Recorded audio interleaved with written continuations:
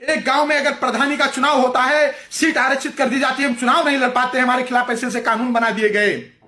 हमारे देश में विधानसभा और लोकसभा की सीटें आरक्षित कर दी गई हैं, वहां पर सिर्फ हम वोट दे सकते हैं और चुनाव नहीं लड़ सकते हैं। मतलब हम लोग इस देश के नागरिक हैं कि नहीं? हम लोग बाहर से आए हैं क्या? हमें तो यही चीज समझ में नहीं आ रही है। अत्याचार पर अत्याचार, अत्याचार पर अत्याचार, अत्याचार पर अत्याचार, अत्याचार की पराकाष्ठा एक तरीके से पार हो गई।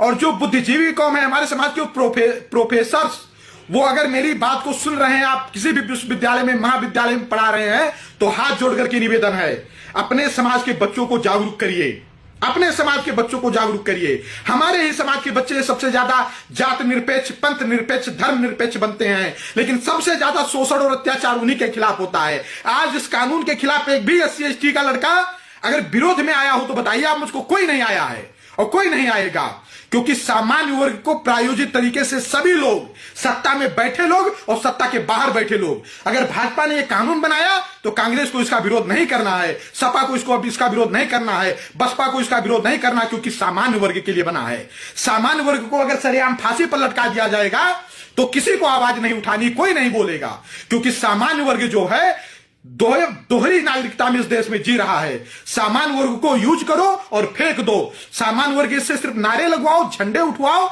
सामान्य वर्ग के युवाओं को राजनीतिक पार्टी के नेताओं के स्वागत में बुलाओ, टेंट लगाने के लिए बुलाओ, कुर्सी लगाने के लिए बुलाओ, झंडा उठाने के लिए बुलाओ, लेकिन उनके लिए कोई फायदा नहीं, उनके लिए कोई सुविधा नहीं।